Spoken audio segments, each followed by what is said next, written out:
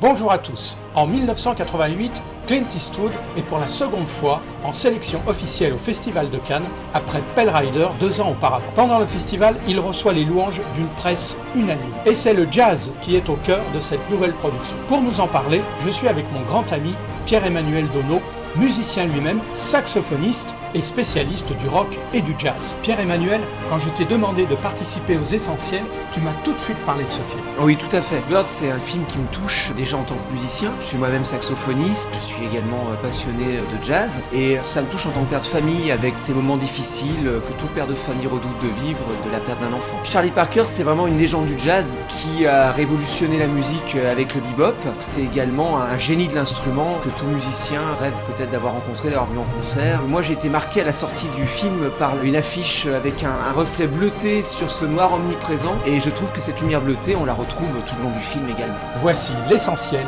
sur Bird.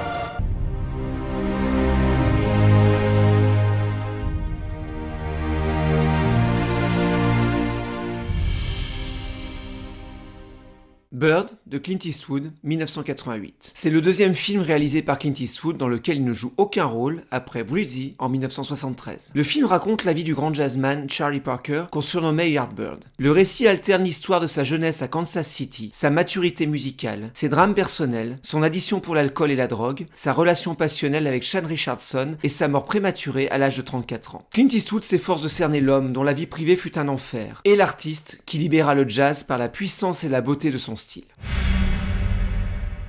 Charlie Bird Parker est incarné par Forest Whitaker. C'est son premier rôle comme vedette principale. Clint Eastwood le choisit car il l'a remarqué dans Platoon d'Oliver Stone en 1986 et pour ses connaissances du chant et de la musique classique. Le dialogue entre les deux s'est très vite établi. Ce rôle le propulse à Hollywood comme la nouvelle star afro-américaine. On le retrouvera dans plus de 80 rôles dirigés par les plus grands, entre autres Abel Ferrara, Jim Jarmusch, David Fincher, Denis Villeneuve. Il est aussi Zuri dans Black Panther de Ryan Coogler. Forest Whitaker explique que Clint Eastwood lui a présenté de nombreuses personnes qui avaient fréquenté Charlie Parker. Son but était d'être le plus fidèle possible au personnage car il avait réellement existé. Forest Whitaker a ensuite travaillé de façon intensive avec Lenny Nyos, le directeur musical. Il apprend à l'acteur à jouer du saxophone et lui fait répéter tous les numéros musicaux. À ses côtés, Diane Venora incarne Shan Parker Richardson. Diane Venora aborde le rôle de la compagne de Charlie Parker en consultant ses amis et en étudiant son autobiographie Ma vie en mi bémol. La gamme de mi bémol majeur est une des plus utilisées en jazz. Mais surtout, grâce à une longue conversation avec la véritable Shan, que Clint Eastwood fait venir de France pour rencontrer les artistes. C'est grâce à elle que Diane Venora capte l'essence du personnage. Elle est exceptionnelle dans ce rôle de femme intelligente, digne et sensuelle. Sa présence à l'écran est tout en retenue, face au jeu baroque de son partenaire. Elle méritait tout autant les mêmes prix que Forest Whitaker. Elle reçoit heureusement le grand prix de la critique new-yorkaise cette année-là. Elle rejouera 11 ans plus tard dans un autre Eastwood, Jugée coupable. Audrey, la silencieuse maîtresse de Bird, est interprétée par Anna Thompson. Elle sera de nouveau dirigée par Clint Eastwood dans Impitoyable. Enfin, c'est Diamond Whitaker, le jeune frère de Forest Whitaker, qui interprète Charlie Parker quand il est jeune. Elle est constituée des principaux artistes fidèles à Clint Eastwood. Edward Carfagno, le décorateur, a reconstitué de nombreux décors dans les studios de la Warner et notamment le fameux décor de la 52e rue de New York, au lieu du jazz dans les années 1950. Joel Cox, le monteur, suit Clint Eastwood dans une narration non chronologique. Jack Green, son nouveau photographe, remplace Bruce Surtees depuis Le Maître de guerre. Il plonge le film dans une lumière nocturne et enfumée, comme celle des clubs de jazz et des intérieurs d'appartements new-yorkais. Lenny Nyos, le directeur musical, a supervisé l'intégralité de la bande sonore, dont toute la qualité du film dépend. Clint Eastwood s'investit totalement dans cette nouvelle production Warner Bros. Malpeso Company. Il rencontra Shan Richardson, la femme du musicien, dont les mémoires servent de script au film. Elle met à sa disposition une collection d'enregistrements qu'elle garde dans un coffre. Il travaille sur un budget réduit avec des acteurs peu connus pour un métrage final qui sera particulièrement long. Pour un film de Clint Eastwood, sa durée est de 2h40. Mais comment peut-on comprendre et aimer Charlie Parker si on n'a pas le temps de s'imprégner de sa musique, dira le cinéaste. Enfin, le musicien Charles McPherson est la doublure pour tous les gros plans sur les mains et le corps de Charlie Parker.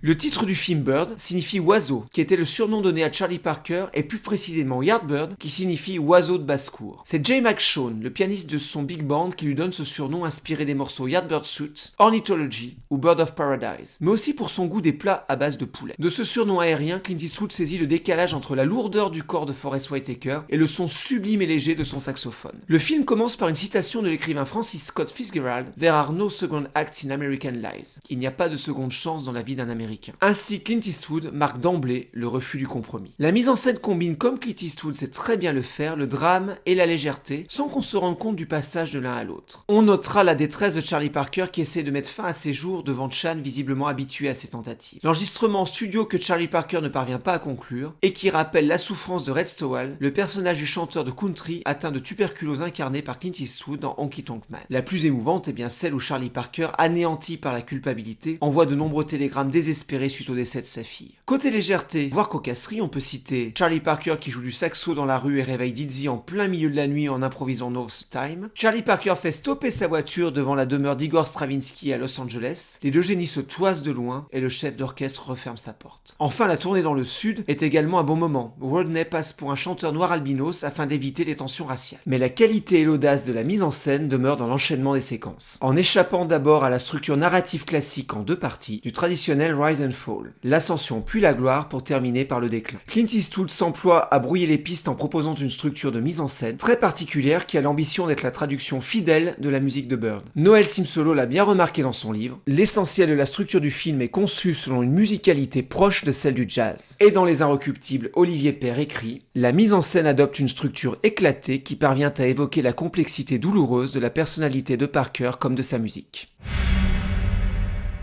Elle est le fruit du travail de Lenny Nyos. Grâce à lui, le traitement de la bande-son fait l'objet d'un travail unique voulu par Clint Eastwood. Dans un premier temps, les prises originales de Charlie Parker, souvent de simples enregistrements monophoniques, sont numérisées. Miles Davis, Dizzy Gillespie et Max Roach, le batteur génial qui accompagne Bird sur la plupart des bandes originales, sont alors effacés. Dans un second temps, la partie de saxophone est isolée, puis remixée avec une nouvelle orchestration de Lenny Nyos. Enfin, dans un troisième temps, les morceaux sont enregistrés avec les meilleurs musiciens de jazz de l'époque, comme le trompettiste John Faddis, le batteur John Guerin, le bassiste Ron Carter ou le pianiste Walter Davis. Seul l'authentique Red Rodney réenregistre ses parties musicales pour le film. Il est le musicien blanc qui accompagne le quintet de Charlie Parker dans les États du Sud. Seul Dizzy Gillespie, encore actif à l'époque, ne participe pas aux enregistrements. Il fait pourtant partie des témoins qui ont été consultés dans la phase d'élaboration du film. Il décédera en 1993, 5 ans après le tournage de Bird.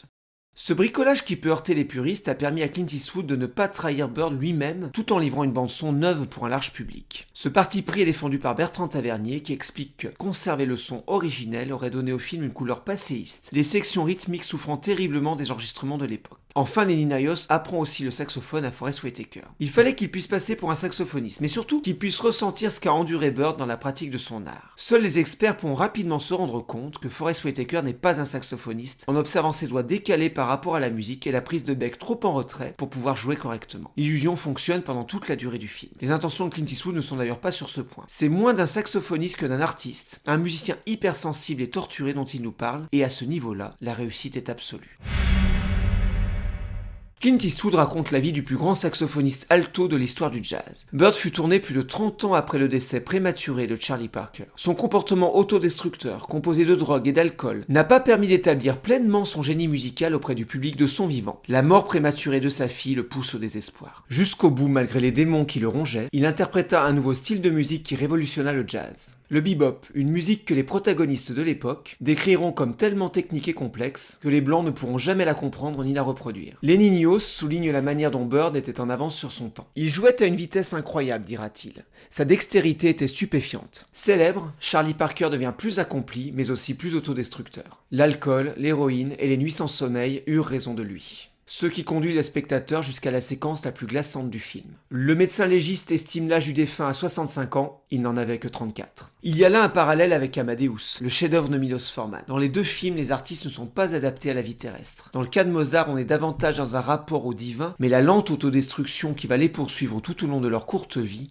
présente bien des similitudes. Sa relation avec Dizzy Gillespie est également un axe central du film. On sent une admiration réciproque et surtout, on comprend le professionnalisme et le leadership du trompettiste. La discussion qu'ils ont sur la plage est l'une des plus belles évocations de la vie d'un artiste. Dizzy Gillespie explique que tout le monde veut le voir mort, alors que le seul but de son existence est de ne pas leur donner ce plaisir. Le foisonnement musical de cette époque est exceptionnel. Tous ces musiciens se connaissent et s'appellent par leur prénom. Dizzy, Thelonious, Miles, Duke. Ils jouaient tous une musique terriblement exigeante, mais à destination de tous. Ils étaient capables de faire 3 concerts de suite, et allaient volontiers échanger avec le public. On est alors bien loin des égos surdimensionnés des rockstars d'aujourd'hui. Après sa mort, l'apparition spontanée à New York du Graffiti Bird Lives, Bird est vivant, prouve que la légende était née.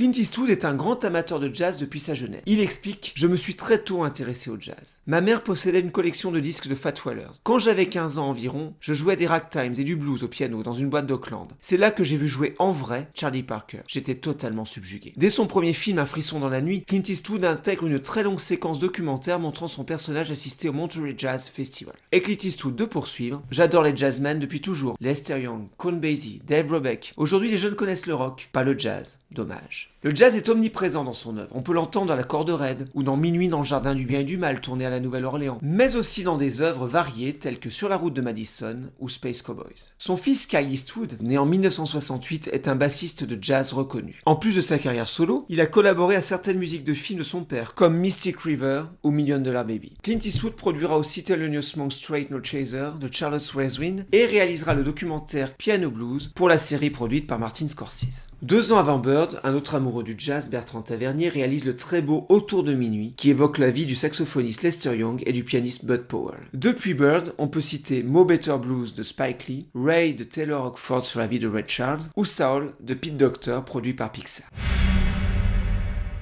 Le film est présenté au Festival de Cannes le 21 mai 1988. La sélection de Pale Rider 2 ans plus tôt fut un désastre. Mais la légende n'est pas rancunière. Elle accepte la seconde sélection. Le film est un triomphe. Et Forest Whitaker repart avec la palme de l'interprétation masculine. Le film gagne le Golden Globe du meilleur réalisateur et du meilleur acteur. Les cahiers du cinéma du mois de juin, à la surprise générale, font la couverture avec le film. Dans la revue très influente à l'époque, on peut lire « Bird est un film admirable à tout point de vue. Tout d'abord par sa grande liberté narrative. On dirait que le temps n'existe pas dans le film. Il va et vient comme un thème musical. Clint Eastwood a souvent généré des opinions simplistes. Mais Bird fut, avec Honky Tonk Man, le premier de ces films où la presse a enfin perçu sa complexité en tant qu'individu et en tant qu'artiste. Aujourd'hui, le film est entré dans la grande histoire du cinéma aux États-Unis, car comme le dit Clint Eastwood, le western et le jazz sont les 2 moyens d'expression capables de définir le mieux la culture et le mode de vie américain. D'ailleurs, à la toute fin du film, Clint Eastwood dédie Bird à tous les musiciens du monde. Mais le film fut un échec commercial, sans doute à cause de sa durée et de sa radicalité, et bien entendu, à cause de l'absence à l'écran de la star. Et ceux qui sont allés voir le film ont décrété à tort qu'il s'agissait d'un sursaut tardif d'ambition chez Clint Eastwood, alors que ce n'était qu'un pas supplémentaire vers une œuvre qui sera bientôt composée de multiples chefs-d'œuvre. On pensait qu'il arriverait au sommet, mais cela ne faisait que commencer.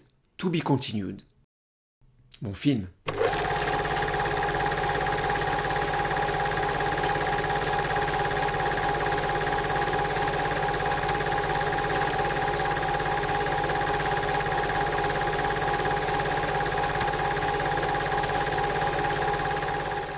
C'est très jazz en fait. On est complètement dedans. Faut pas que tu lances un fou rire parce que sinon on va pas y arriver. Charlie Parker aurait été fier de nous. Il nous voit. Et d'ailleurs il nous voit.